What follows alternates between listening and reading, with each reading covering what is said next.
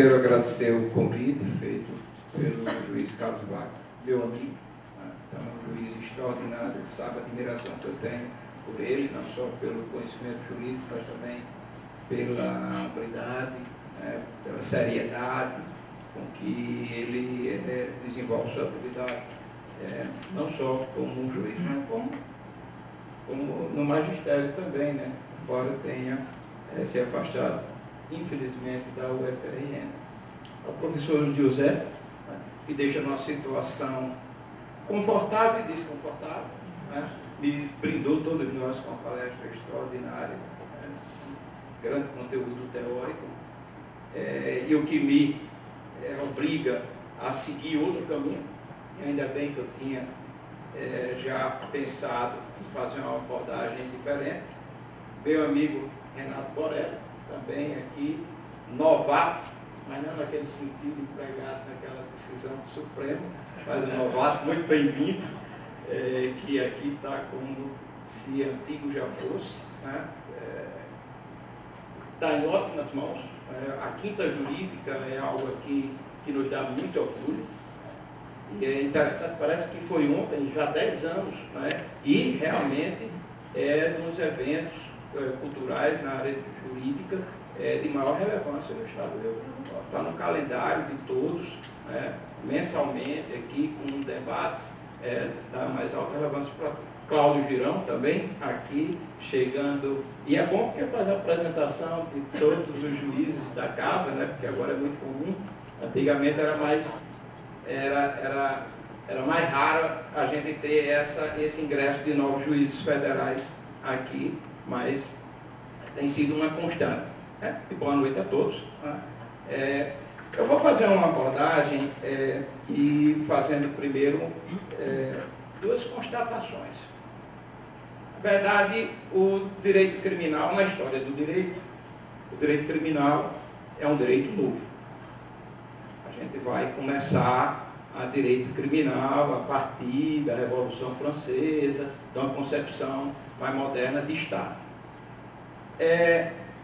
E o direito criminal surgiu para limitar o Estado. O Estado podia tudo, praticava toda sorte de arbitrariedade, e era preciso regrar essa atuação do Estado, mesmo quando ela se dá a pretexto de salvaguardar interesses da sociedade. O mais legítimo que seja a punição de alguém, ela precisa observar regras. E essas regras estão ditadas essencialmente com os direitos fundamentais, ou os direitos humanos, os direitos do homem. E aí, foi a partir dessa concepção filosófica que a obra de Beccaria se sedimentou como a obra que dá início ao pensamento criminal, até depois a sua dedução jurídica. E o surgimento do direito criminal foi para a observância dessas regras e humanizar essa atuação do Estado. Embora não tenha sido bem o que Beccaria defendeu, mas fundou por excelência a humanização do direito criminal na sua parte mais destacada, que seria a punição, seria a substituição das penas cruéis, da morte, da mutilação, pela prisão. A prisão seria a humanização do direito criminal.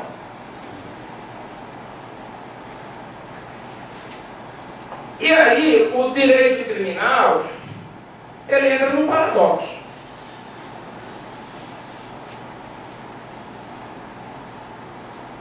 Porque veio como um grande instrumento esse pensamento para eliminar a pena de morte, as penas corporais, e que o direito criminal deveria tratar o cidadão, recuperá-lo para a sociedade.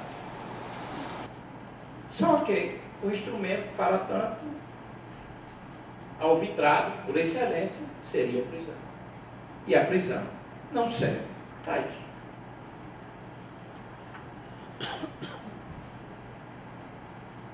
Vou focar numa parte prática da realidade brasileira. E aí eu já pediria que passasse o primeiro slide. Nós temos uma sensação muito grande no Brasil de uma criminalidade crescente. E quando a gente fala da criminalidade crescente, que angustia todos, a gente simplesmente aponta alguns fatores. Dentre os fatores que ganham maior realce perante a sociedade, os interlocutores da sociedade,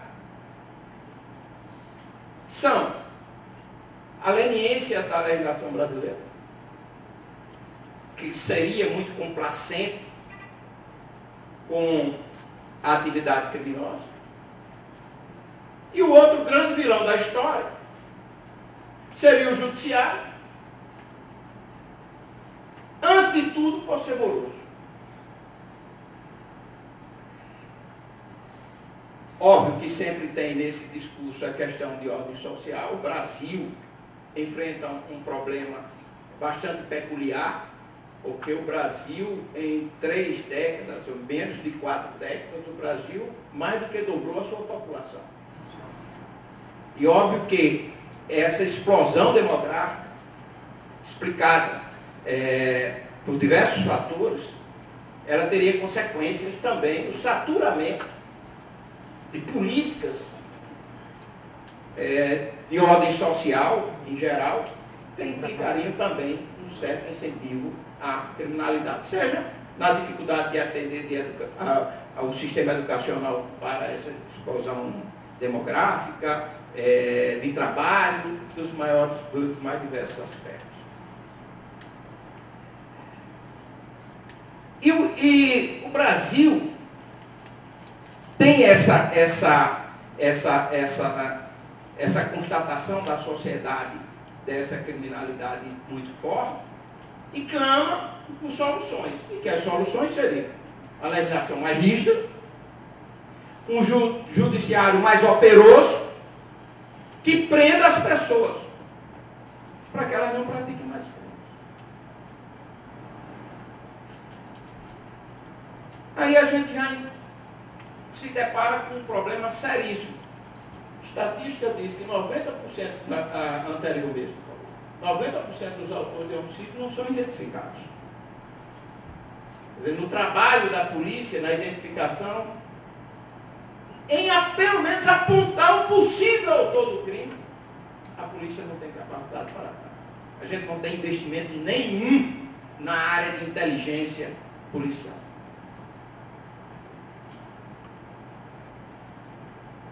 Esse segundo dado, índice de esclarecimento de crimes de violência, os dados estatísticos fora o estado de São Paulo, que supera um pouquinho, 10%, os demais estados brasileiros não têm a capacidade de solucionar mais do que 5%, que é uma realidade também do estado do Rio Grande do Sul. Então a gente tem uma cifra, não é nem o problema da cifra negra, que não chega ao conhecimento, mas que chega ao conhecimento e não se consegue sequer dizer alguém que, porventura, pode ter praticado. Próximo. E aí é o pior. Porque toda a literatura é no sentido de que prisão não cura, corrompe. Ele vai sair pior.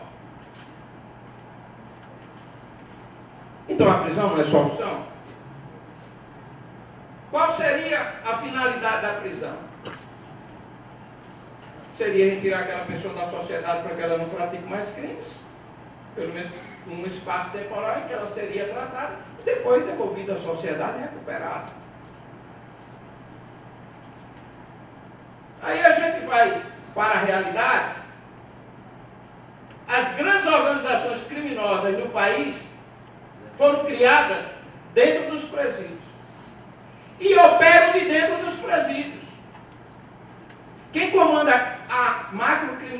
no país são as organizações criminosas que fazem dos presídios os escritórios oficiais.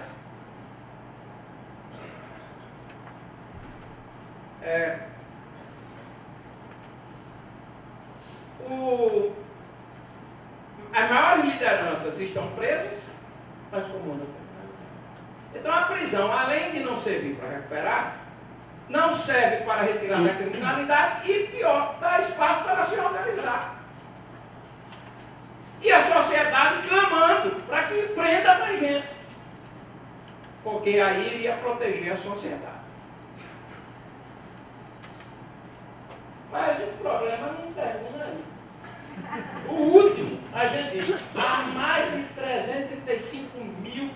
335.816 mandados de prisão para serem cumpridos no país. Esse dado, se você acessar agora, o BNMP, que é o Banco Nacional de Mandados de Prisão, o Conselho Nacional de Justiça, ele vai dar esse número. Ou seja, são mais de 300.000 mandados de prisão, e quem emite mandado de prisão é o judiciário, que o judiciário mandou prender, e o Estado brasileiro não tem condições de cumprir o mandato. Mas o problema ainda não é esse. Então aí, os cumpridos, 232.449, expirados, porque todo mandado de prisão agora tem que ser expedido com prazo de validade. Temos esses dados, que óbvio, pode ter juiz que não alimentou o banco de dados, embora que a gente tenha um sistema, isso é automatizado, mas pode ter um que não deu baixa no mandato, algo, mas gira em torno disso. Vamos para o próximo. Aí é onde mora o grande problema. Essa morosidade do judiciário, ela é boa para o executivo, é boa para o Estado brasileiro, porque se o judiciário fosse mais operoso, a gente estava no caos. Você veja que a população carcerária brasileira, como ela cresce. E ali embaixo é o déficit de vagas. Então o Brasil só tem vagas para 310 mil presos, pouco mais de 310 mil presos, mas o Brasil tem 548 mil presos. Não tem onde botar. E todo e qualquer problema no cárcere, ele é potencializado com a superlotação. Aí não tem. Quem manda dentro do presídio são os presos. Não há o menor controle em relação a isso. O ambiente é deles. Nós vimos agora no Maranhão que chegou uma comissão do parlamento e disse, olha, ali não tem quem entra. Você imaginou que o Estado tem uma parte do presídio que não tem condições de entrar? Ele não tem condições de dar a sua segurança. E porque já está sob intervenção da Guarda Nacional e tudo mais. Aí tem um espaço territorial lá que ninguém pode entrar. Só os presos. Por favor, volta. Então, esse déficit que só faz crescer. Se o judiciário fosse mais operoso, é o verdadeiro causaria, e vem aquele outro dado. Lembrem-se que tem mais de 330 mil mandados de prisão para serem cumpridos. Se forem cumpridos, aí acabou. E o juiz criminal ele tem um problema. Na hora que ele vai mandar alguém para a prisão, tudo bem, vai mandar para lá. Porque aqui, professor, fazem rodízio para poder dormir. Eu acho, aliás, que esse pessoal de uma passividade impressionante. E eles conseguem criar normas de convivência, que é uma coisa realmente a merecer estudo aprofundado, como é que o ser humano cria essas regras próprias para poder sobreviver. Você imaginar que o cidadão está ali, confinado, que não pode nem se mexer para bater em outro, você faça uma viagem de carro, com 3 pessoas dentro do carro, vão passar uma semana que você vai ver o que é isso. Viver em confinamento. O Big Brother, você vê aí. O professor Carlos Wagner, embora seja muito estudioso, ele assiste o Big Brother. De vez em quando ele assiste um pouco para ver, né? Se a mulher não estiver por perto, você dá uma olhada, né? Você não olha não, né? Então, a gente tem esse problema. Vamos para a próxima. Aí vem mais. Eu só fiz isso aqui até em homenagem ao professor, só para mostrar que tem poucos italianos no Brasil. Eu fiz aqui, né, mostrando a Europa, a Ásia, a África, a América, Oceania. Aí tem Itália, e você sabe, aqui a gente tem os clientes italianos, né? Tem uns 5 ou 7, desses 46 aí, tem uns 7 que a gente estão lá em razão de decisão aqui. Né? Mas é uma população pequena, pela quantidade. No Brasil, eu pensei que fosse mais. Né? Eu quero mostrar a próxima. Eu só faço isso aqui. Não, pela experiência do que a gente teve aqui. Também não é tão comum a gente ter estrangeiros aqui em processos criminais. Aqui e ali a gente tem. Aqui eu só faço esse dado em quantidade de presos por tipo de crime para mostrar o grande problema brasileiro, a questão do tráfico de drogas e o crime do patrimônio. É muito forte. Eles são muito ligados, esses crimes, na verdade eles são muito ligados. Quando há um combate mais efetivo no controle ao tráfico de entorpecentes, aumenta exponencialmente o crime contra o patrimônio. Porque é uma questão de ordem financeira e sobrevivência propriamente dita.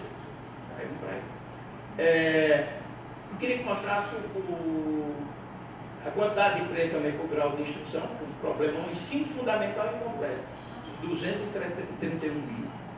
Por isso, e a lei de execução penal no Brasil torna obrigatório o ensino de primeiro grau para todos. Gostaria do próximo? Aí esse é um grande problema nosso. É a faixa etária. Veja que a maioria dos presos está situada entre ali 25 a 29 anos de idade. E a taxa de reincidência, todos esses dados no Brasil, como geralmente os países, eles têm uma margem de erro aí bem expressiva. Mas a reincidência no Brasil é muito alta. Ela é perceptível. Não há nenhum dado concreto, mas se estima que seja coisa de 70% a 80%. Então a população carcerária brasileira é muito nova e, por outro lado, há uma reincidência muito alta. Então, se não for, e tem se procurado adotar políticas para abrir a porta dos fundos e trancar da frente, a gente vai chegar no caos. Um caos. Eu digo muito, se um Estado, um país, diz que tem uma política de combate à criminalidade, mas ele não tem a questão para resolver o problema da reincidência, ele não tem plano de segurança, ele não tem estratégia para atuar nessa área. Pela etnia aqui, geralmente o cidadão aqui também tem muita coisa. O cidadão chega lá com a pele escura, não é negro. Então fica até, talvez numa outra apreciação da leitura, vai dizer, mas tem mais branco do que negro no presídio. Esse pardo aqui, lá na Europa, são todos negros.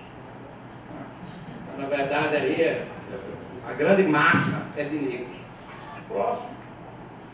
Também é algo aí interessante, e a população carcerária feminina é pequena, infelizmente, e geralmente é o quê? Essas pessoas que mais de 90% dessas mulheres são de tráfico de entorpecentes. E por uma situação perversa do sistema brasileiro. O cidadão está preso, ele não é líder, não é nada, é daqueles que sofrem as consequências das lideranças lá dentro, tem que fazer o trabalho sujo para o pessoal. E o cidadão lá diz, olha, sua mulher vem lhe visitar, ela tem que trazer a droga. Não trouxer, você sofre as consequências. E ela vai lá levar a droga, pega, aí ela fica também presa agora por tráfico de entorpecentes. E geralmente isso também cria um problema social gravíssimo, porque os filhos têm os pais nos presídios. E aí fica efetivamente sem ninguém. E aí eu passo essa comparação para realçar mais uma vez. O Brasil é a segunda população carcerária no mundo, aliás, a quarta no mundo, perto para os Estados Unidos, China e Rússia. Os Estados Unidos já enfrentam algum problema de superlotação carcerária, embora esses dados sejam de 2009. A Rússia não tem, a China ninguém sabe, que não tem os dados. E o Brasil lá com o problemão dele. Então, a constatação que a gente tem é que no Brasil, pelo contrário do que a sociedade pensa, se prende muito. Mas se prende muito mal. Se prende quem não deveria. É um exemplo que todos viram recentemente e só teve o resultado, e teve porque foi explorado na televisão, e se tratava de um ex-ator. O cidadão foi preso, não foi flagrante delito, que é uma situação corriqueira no Brasil. Qualquer episódio, você vê o cidadão foi preso em flagrante, você vai estudar o que é flagrante delito e vai ver que aquilo não é flagrante de tanto nenhum. E o cidadão foi preso, mas ele, apesar das maiores evidências que era um erro grosseiro, ele passou 15 dias. 15. E só foi porque Rede Globo, mostrando os seus mais diversos programas. Senão ele estava lá ainda à espera de quem ele queria tirar. Essa é a realidade. O cidadão entra pelos crimes banais, os mais banais possíveis. Os mutirões carcerários do CNJ revelavam isso. Principalmente nessas situações de flagrante delito. Nós temos um problema muito sério de mundos dentro do meu país. O Brasil é um país de dimensões continentais, uma população quase 200 milhões de pessoas com dificuldade mesmo de assistência, e essas pessoas terem um mínimo de assistência, especialmente na área jurídica. E geralmente são essas pessoas que são as mais penalizadas pelo sistema. E a gente está, na verdade, gerando criminalidade. Aí o Brasil criou, e era isso que eu queria expor também, o Brasil criou, a partir de 2006, um sistema penitenciário federal. Mas o sistema penitenciário federal não para os presos condenados pela Justiça Federal, mas para os presos mais perigosos no país. Atualmente são 4 presídios. Cada um desses presídios tem a capacidade máxima para 208 presos. Aqui até hoje teve o maior número de presos, foi a de Campo Grande, 215. Mas tem-se, inclusive na lei, expressamente que não se pode nunca chegar à capacidade máxima. E hoje, se analisar, o problema está equacionado, um episódio só dessa natureza. Esses presídios não há nenhum registro de violência física ou sexual contra nenhuma dessas pessoas, porque as celas são individuais. O único momento em que eles têm um contato pessoal de um preso com o outro é no banho de sol, porque tem a monitoração por vídeo, e eles ficam vendo o que é que está ali com os agentes prontos para agir se eventualmente acontecer alguma coisa. Ou seja, só nesse aspecto o país ainda tem alguma estrutura para dar alguma efetividade ao sistema criminal, mas para aqueles presos que têm que ficar segregados, mas não em termos de recuperação. Então, quando eu acredito que esse seja o último slide, que eram só 13, pegadinho com você, quando eu abordo a questão do direito criminal, o que você colocou, eu vejo uma crise. Eu não vejo uma crise pela dificuldade de encontrar algum tipo de solução. Nem a longo prazo. Nem a longo prazo. E olha que o Brasil, embora inicialmente tenha sido muito tímido, mas os últimos dados no Brasil, do Ministério da Justiça, é de que em 2009 nós tínhamos mais de 600 mil pessoas cumprindo penas e medidas alternativas, ou seja, que não eram pena de prisão. Já aliviou bastante, até porque não tem onde colocar. Não tem onde colocar essas pessoas. Mas nós estamos numa encruzilhada. E sem perspectiva de solução, ainda que a longo prazo. Daí que, sem dúvidas, o problema mais grave no Brasil é a criminalidade. E uma insegurança crescente na nossa vida. E que está comprometendo a qualidade de vida nossa, um bem dos mais preciosos, que é a liberdade.